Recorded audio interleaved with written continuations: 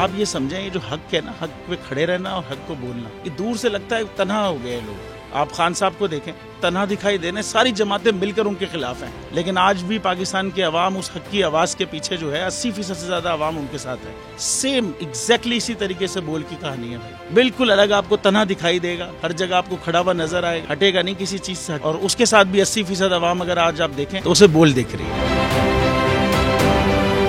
जाली केस है ना, ये हम पे उस वक्त बनाए गए थे जब हुकूमत यही थी, इन्हीं लोगों की हुकूमत थी ना। और ये जाली केस, इनको मैं नहीं कह रहा इस केस को जाली केस, इनको पाकिस्तान में क्या पूरी दुनिया में एक ऐसा शिकायत कुंदा नहीं मिला, एक ऐसा कंप्लेनेंट नहीं मिला जिसने ये कहा हो कि हमारे साथ फ्रॉड हुआ है। तो ये खुद ही बन गए कंप्लेनेंट, और ये खुद ही इन्होंने खुद ही इन्वेस्टिगेशन की, उसकी खुद ही तफ्तीश भी की, यानी कि कंप्लेनेंट भी है, इन्वेस्टिगेशन ऑफिसर भी है। और इन द एंड इन्होंने फिर उसके बावजूद ये कोर्ट में जमा कराया कि जी ये केस जाली केस था और इसमें किसी किस्म जो कुछ एग्जैक्ट कर रहा था सब लीगल। ये मेरी बात नहीं है, ये इनके इन्वेस्टिगेशन ऑफिसर की बात। सबसे ज्यादा व्यूज और सबसे ज्यादा रेटिंग के साथ बोल आज भी रहा नंबर 1 पर।